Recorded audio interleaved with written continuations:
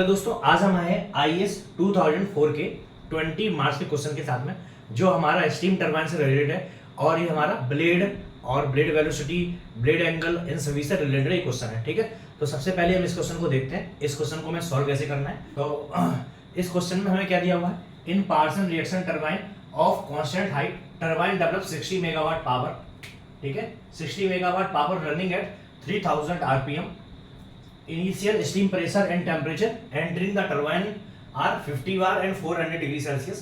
Back pressure is 70 centimeter Hg. Efficiency ratio of turbine is 70%. Mean blade velocity in group is 120 meter per second. Average specific volume of steam in the group may be taken as 0.62 meter cube per second. Why drawing velocity diagram? हमें क्या बनाना है, velocity diagram draw करना है। Calculate the following. ठीक है, तो हम क्या जानते हैं, जो भी हमारा पार्सन रिएक्शन टरबाइन होता है वो कैसा होता है, वो सिमेट्रिकल होता है। तो सिमेट्रिकल होता है तो उसका मतलब क्या हुआ, सपोज ये हमारा स्टीम टरबाइन का ब्लेड है, ये हमारा इनलेट है, स्टीम है V1, ये हमारी वेलोसिटी हो गई, जो मीन ब्लेड वेलोसिटी है U। फिर फाइनली जो हमारा ये क्या हो गया, VR1 हो गया, और फाइनली ये हमारा VF1 हो गया। और जो हमारी स्टीम एग्जिट कर रही है वो V2 पर एग्जिट कर रही है, U वेलोसिटी हो गई, ये VR2 हो गया, और फाइनली VF2 हो गया। क्लियर। तो इनका बोलना है जो हमारा एंगल यहाँ पे कौन सा अल्फा है, ये एंगल हमारा β1 है, ये एंगल हमारा β2 है, ये एंगल α2 है। अगर हमारा पार्सन रिएक्शन टरबाइन होता है तो पार्सन रिएक्शन टरबाइन में α1 equal to β2 and β1 equal to α2। ठीक है, जो मेन ब्लेड वेलोसिटी U है वो दोनों में कांस्टेंट रहेगी। ठीक है, तो हम सबसे पहले हमें क्या बात करना है, हम देखते हैं हमारे पास में 60 megawatt running, 60 megawatt power generation कर रहा है हमारा। क्लियर। हमें एंटरिंग, जब एंट्री हो रहा है तो टरबाइन में एंट्री पे प्रेशर कितना है, हमारा प्रेशर है हमारा से 50 बार। ठीक है, प्रेशर कितना है 50 बार एंट्री पर। और प्रेशर जब एग्जिट कर रहा है तो एग्जिट प्रेशर कितना है, back pressure is 70 centimetre Hg। तो 70 सेंटीमीटर Hg बराबर कितना हो जाएगा, रो GH। रो 13,600 इंटू में G इंटू में H की वैल्यू 70 सेंटीमीटर है तो 100। क्लियर। हमारा बैक प्रेशर कितना आ जाएगा, वो कैलकुलेट कर लेते हैं।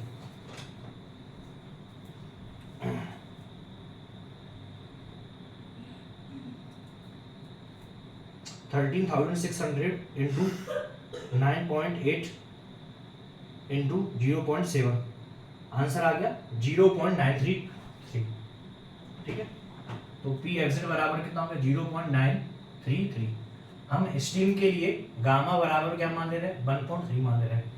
तो क्या हो जाएगा हमारा, अगर हमारा टरबाइन के अंदर आइसेंट्रोपिक क्या हो रहा है, आइसेंट्रोपिक एक्सपांशन अगर हमारा हो रहा है तो हम क्या लिखेंगे, PI upon PE is equal to TI upon TE। यहाँ पर क्या हो जाएगा, गामा -1 अपॉन गामा। हमने क्या माना है, gamma is equal to steam के लिए 1.3 है। T एंट्री पर कितना है, 400 डिग्री सेल्सियस है, तो कितना हो जाएगा 673 केल्विन हो गया। T एग्जिट पर नहीं पता, PI की वैल्यू पता, PE की वैल्यू पता, तो हम कैलकुलेट कर लेते हैं। कितना आ जाएगा हमारा 50 अपॉन 0.933। ठीक है, की पावर गामा -1 अपॉन गामा 0.3 की पावर 1.3। क्लियर, यही हो जाएगा। बराबर कितना आ जाएगा, 50 डिवाइड बाई 0.933 की पावर 0.3 डिवाइड बाई 1.3, आंसर आ जाएगा 2.5 times of 673 upon turbine T of exit. तो T ऑफ एग्जिट बराबर कितना हो जाएगा,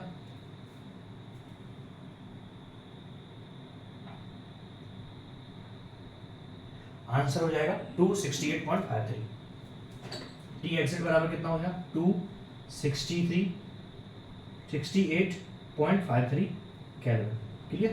तो हमारा क्या आ गया, टी एग्जिट आ गया। ठीक है, तो जो हमारा स्टीम एग्जिट हो रहा है उसका हमारे पास में टेम्परेचर आ गया। क्लियर? अभी हमने ये सब निकाला क्यों है, क्योंकि हमें क्या निकालना है, mass flow rate of steam. Mass flow rate of steam कैसे निकालेंगे, अगर हमारे पास में mass flow rate of steam है इनटू में एंथैल्पी ड्रॉप जितना भी टरबाइन के अंदर हो रहा है वो, तो हमारा क्या हो जाएगा, टोटल पावर जनरेशन हो जाएगा। इसलिए हमें इसको निकालना है। तो हमारे पास में इससे क्या आ गया, टी एग्जिट आ गया, टी इनलेट है हमारे पास में। अब हमें क्या निकालना है, स्टीम का हमारे पास में सीपी नहीं है तो सीपी कैलकुलेट करना पड़ेगा। तो सीपी निकालने के लिए हमें क्या चाहिए, गामा की वैल्यू है हमारे पास में, तो हमें क्या पता, सीपी अपॉन सीवी बराबर में गामा होता है। दूसरा क्या पता, सीपी माइनस सीवी बराबर में आर होता है ना। और हम क्या लिख सकते हैं, आर बराबर में क्या होता है, आर बराबर में 8.314 अपॉन मॉलिक्यूलर वेट। हम किसका यूज कर रहे हैं, स्टीम का। स्टीम का मॉलिक्यूलर वेट कितना होता है, 18। तो आर बराबर में कितना हो जाएगा,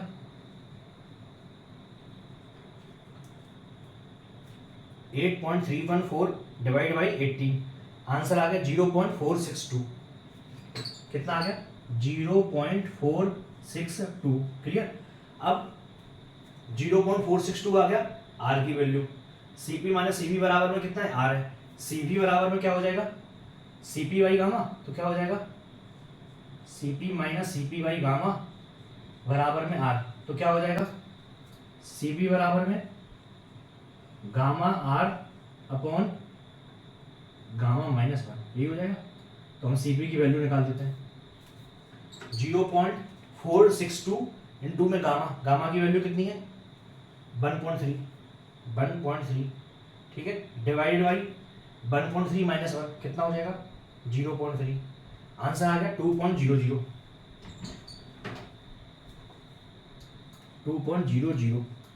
ठीक है, ये क्या आ गया, किलोजूल पर केजी केल्विन। क्लियर? तो हमारा किसकी वैल्यू आ गई है, हमारी सीपी की वैल्यू आ गई। ठीक है, जब हमारे पास में सीपी की वैल्यू आ गई है तो हम एंथैल्पी ड्रॉप निकाल सकते हैं टरबाइन के अंदर। ठीक है, तो टरबाइन में जो भी हमारी एंथैल्पी ड्रॉप हो रहा है वो आ जाएगा। टरबाइन में एंथैल्पी ड्रॉप कितना होगा, डेल एच बराबर में कितना हो जाएगा, mass flow rate of steam into में एंट्री पर जो भी हमारी एंथैल्पी है वो माइनस एंथैल्पी जो एग्जिट में है ना, यही होगा। तो एंथैल्पी ड्रॉप कितना हो जाएगा, मास फ्लो रेट कितना है, मास फ्लो रेट हमें पता है, नहीं पता, तो हमने मास फ्लो रेट का एम कर दिया। एग्जिट पर ये एंट्री पर है, ये एंट्री पे है, ये एग्जिट पे है। तो एंट्री पे ENTAR हो जाएगा, EXIT हो जाएगा। ठीक है, तो एंट्री पे क्या हो जाएगा, CP स्टीम का और T एंट्री का माइनस CP और T एग्जिट का। क्लियर? टरबाइन में एंट्री में टेम्परेचर कितना है, 400 डिग्री सेल्सियस। CP को बाहर निकाल देते हैं, m डॉट का m डॉट हो गया, CP की वैल्यू 2 है, इनटू में TE एंट्री पे कितना है, 400 डिग्री सेल्सियस है, 400 हो गया, माइनस T एग्जिट, एग्जिट कितना है 268.53। तो 273 में से 268 घटाएंगे कितना आ जाएगा, 273 माइनस 268, आंसर आ गया 5। तो कितना है, -5। ठीक है, हमें बैक प्रेशर दिया हुआ है, बैक प्रेशर से हमने प्रेशर कैलकुलेट किया, उससे हमने एग्जिट का टेम्परेचर कैलकुलेट कर लिया। तो जो हमारी एंथैल्पी ड्रॉप हुई टरबाइन में वो हमने कैलकुलेट कर ली। क्लियर? अब हमें क्या क्या वैल्यू दी हुई वो हम निकाल लेते हैं एक बार यहाँ पे ना, क्योंकि इनकी वैल्यू फिर हमें जरूरत पड़ेगी। गामा बराबर में कितना आया है, 1.3 दिया हुआ है। आर बराबर में कितना आया है, 0.462 लिया हुआ है, और सीपी की वैल्यू 2 आ गई है हमारी। क्लियर? तो हम इनको मिटा देते हैं, और टी एग्जिट का टेम्परेचर भी हमें नोट करना पड़ेगा। ठीक है, और यहाँ पर टी एग्जिट आ जाएगा, टी एग्जिट बराबर में 268.53। ठीक है, अब हमारे पास में क्या आ गई, टोटल एंथैल्पी ड्रॉप आ गई। अब हमें क्या बोला हुआ है, 60 मेगावाट पावर जनरेशन कर रहा है, तो 60 मेगावाट पावर जनरेशन क्या देगा, 60 इंटू में 10 टू पावर 3 किलो जूल हो जाएगा, इक्वल टू, अब हमें क्या दिया हुआ है, हमें दिया हुआ है efficiency ratio of turbine is 70%, ठीक है। तो जो टरबाइन की इफिशियंसी है वो कितनी है, 70% है, तो जितना एंथैल्पी ड्रॉप हुआ उसका 70%, 0.7 इंटू में एम डॉट इंटू में 2, 405 हो जाएगा ये, ठीक है। अब हम क्या निकाल देंगे, एम डॉट निकाल देंगे, एम डॉट बराबर में कितना हो जाएगा, 60,000 डिवाइडेड बाई 405 डिवाइडेड बाई 2 फिर डिवाइडेड बाई 0.7, आंसर आ गया 105.8, 105.8 क्या आ जाएगा, किलो जूल पर सेकेंड। तो हमने क्या निकाल दिया, मास फ्लो रेट निकाल दिया, क्लियर। अब हमें क्या निकालना है, हाइट ऑफ ब्लेड निकालना है, ठीक है। हाइट ऑफ ब्लेड के साथ में ड्रम डायमीटर निकालना है, ड्रम डायमीटर के साथ में मूविंग आउटलेट ब्लेड एंगल निकालना है। तो हाइट ऑफ ब्लेड कैसे निकालेंगे, अभी हमारे पास में जो मास फ्लो रेट आया इसकी हमें जरूरत बाद में पढ़नी है, तो मास फ्लो रेट को हम यहाँ पर लिख लेते हैं। मास फ्लो रेट बराबर कितना हो जाएगा, 105.8 क्या हो जाएगा, किलोग्राम पर सेकेंड, क्लियर। अच्छा, अभी हम इस पर आते हैं, अभी हम इसको कैलकुलेट करते हैं। तो हमें u की वैल्यू पता है, u बराबर में कितना है, 120 मीटर पर सेकेंड, क्लियर। अभी हमें v1 पता है, v1 जो हमारा वेलोसिटी है, v1 नहीं पता ना, तो v1 की वेलोसिटी कैसे आएगी हमारे पास है, v1 की वेलोसिटी हमें specific volume, average specific volume of steam in the group में be taken as 0.62 metre cube per KG, ठीक है। तो अगर हम स्टीम की बात करें, जो नोजल से, नोजल है यहाँ पे, नोजल से जो एग्जिट कर रही है स्टीम, उसको हम निकालेंगे तो मास फ्लो रेट है, मास फ्लो रेट बराबर में कितना हो जाएगा, वेलोसिटी इनटू में area divide by specific volume. तो हमारे पास में क्या आ जाएगा, हमारे पास में जो भी मास फ्लो रेट है वो आ जाएगा, ठीक है। तो वेलोसिटी और एरिया, इसके अलावा हमें क्या दिया हुआ है, इसके अलावा हमें दिया हुआ है ratio of blade velocity to steam velocity 0.55, ठीक है। तो हमें क्या दिया हुआ है, blade velocity to steam velocity 0.55 है, तो ब्लेड वेलोसिटी कितनी है 120 टू स्टीम वेलोसिटी कितनी है v इक्वल टू कितना है 0.55। तो हमारा v1 की वैल्यू आ जाएगी, v1 बराबर कितना हो जाएगा 120 डिवाइड बाई 0.55, आंसर आ गया 218.2, 218.2 मीटर पर सेकेंड। ये क्या हो गया हमारा, ये हमारा v1 की वैल्यू हो गई। u की वैल्यू हमें पता है, हमें क्या दिया हुआ है, nozzle fix blade angle 20 degree, nozzle का फिक्स ब्लेड एंगल कितना है 20 डिग्री, मीन्स अल्फा 1 बराबर में कितना है 20 डिग्री है, ठीक है। अगर अल्फा 1 बराबर 20 डिग्री है तो बीटा 2 बराबर भी 20 डिग्री हो जाएगा, ठीक है। इतना क्लियर हो गया। अब हमें अगर अल्फा 1 बराबर 20 है, अगर हम इस डायग्राम को फिर से देखेंगे तो यहाँ पे क्या हो जाएगा, ये हमारा v1 है, इतना हमारा u है, ठीक है, ये हमारा vw1 है और ये हमारा vf1 है। हमें बीटा 1 निकालना है, तो हम vf1 की वैल्यू निकालते हैं। सबसे पहले vf1 बराबर में क्या हो जाएगा v1 साइन अल्फा, v1 की वैल्यू कितनी है 218.2 साइन 20 डिग्री, तो vf1 के बराबर आ जाएगा।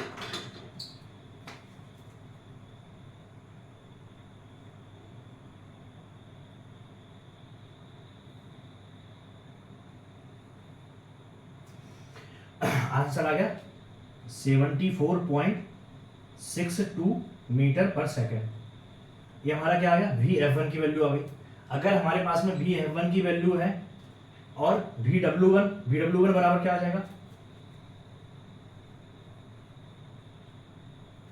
v1 cos alpha 1, cos alpha 1 है ना, तो अल्फा 1 की वैल्यू कितनी 20 डिग्री, तो v1 cos अल्फा 1 क्या हो जाएगा, v1 की वैल्यू V1 की वैल्यू 218.2 cos अल्फा 1 20 डिग्री, आंसर आ गया 205.04। 205.04 ये BW1 की वैल्यू आ गई। तो 10 बीटा 1 बराबर में क्या हो जाएगा, VF1 upon VW1 minus U1, यही हो जाएगा। 10 बीटा 1 बराबर में क्या हो जाएगा, VF1, और इसकी वैल्यू कितनी रहेगी, VW1 माइनस U1। तो VF1 की वैल्यू कितनी है, 74.62 अपॉन VW1 की वैल्यू 205.04 माइनस हमारा क्या है VU2, U1 की वैल्यू कितनी है 120। क्लियर, तो हम इसको कैलकुलेट कर लेते हैं एक बार। 74.62 डिवाइड बाई 205.04 माइनस 120, तो हमारा आंसर आ गया 0.8775। ठीक है, अब हमें क्या निकालना है, 10 इनवर्स निकालना है। बीटा 1 बराबर में क्या हो जाएगा, 10 इनवर्स 0.8775, आंसर आ गया 41.27 डिग्री। 41.27 डिग्री हमारा ये क्या आ गया, बीटा 1 आ गया। अगर बीटा 1 बराबर में क्या है, अल्फा 2 है, तो 41.27 डिग्री बराबर में क्या हो गया, अल्फा 2 हो गया। ठीक है, तो जो हमें क्या कैलकुलेट करना था, मूविंग आउटलेट ब्लेड एंगल। तो हमारे आउटलेट ब्लेड एंगल आ गए, बीटा 2 आ गया और अल्फा 2 इसके ऊपर हमें क्या दिया है, ब्लेड वेलोसिटी कितनी है 120। ब्लेड वेलोसिटी कितनी होगी, ब्लेड वेलोसिटी होगी जो हमारा पाई इंटू में डीएम, मीन डायमीटर होगा वो, इंटू में एन डिवाइड बाई 60। ठीक है, तो डीएम की वैल्यू हमें निकालना है, मीन डायमीटर आ जाएगा हमारा, मीन डायमीटर बराबर क्या हो जाएगा 120 इंटू में 60 डिवाइड बाई पाई इंटू में एन। एन कितना है हमारा 3000 आरपीएम, तो हमने एन बराबर क्या कर दिया 3000 आरपीएम कर दिया। तो हम इसको कैलकुलेट कर लेंगे, तो डीएम की वैल्यू आ जाएगी, तो मीन डायमीटर आ जाएगा हमारा, कितना हो जाएगा 120 इंटू 60 डिवाइडेड बाई 3.1415 इंटू 3000, तो आंसर आ गया हमारा 0.764। ये किस में आएगा, मीटर में, 0.764 मीटर। तो हमारा क्या हो गया, ये मीन ड्रम डायमीटर हो गया। क्लियर, अब हमें क्या निकालना है, हाइट ऑफ ब्लेड निकालना है। हाइट ऑफ ब्लेड कैसे आएगी हमारे पास में, हाइट ऑफ ब्लेड निकालने के लिए हमें क्या दिया होगा, हमें ब्लेड का जो है, ब्लेड से जितना भी फ्लो हो रहा है ना, ब्लेड से जितना भी फ्लो हो रहा है वो क्या होगा, मींस फ्लो वेलोसिटी VF1 इतना फ्लो हो रहा है across the moving blade, VF1 into में मीन डायमीटर तो हमारे पास में है ही, तो पाई dm इनटू में ब्लेड का हाइट, तो ये क्या हो गया हमारा टोटल वॉल्यूम फ्लो रेट हो गया। ठीक है, टोटल वॉल्यूम फ्लो रेट बराबर में क्या हो जाएगा, फ्लो रेट इनटू में स्पेसिफिक वॉल्यूम। अगर हम इसको मल्टीप्लाई कर देंगे तो हमारा जो भी वॉल्यूम फ्लो रेट होगा वो आ जाएगा। तो मास कितना, मास फ्लो रेट कितना है हमारा, मास फ्लो रेट आया था 105.8, स्पेसिफिक वॉल्यूम कितना है 0.62, ये कितना होगा मीटर क्यूब पर सेकंड हो गया। VF1 की वैल्यू कितनी आई थी 74.62 इंटू पाई का पाई रहने दिया, डीएम कितना है हमारा 0.764। ठीक है, एच की वैल्यू एच ही रहने दी, तो हम इसको कैलकुलेट कर लेंगे, तो एच बराबर कितना आ जाएगा हमारा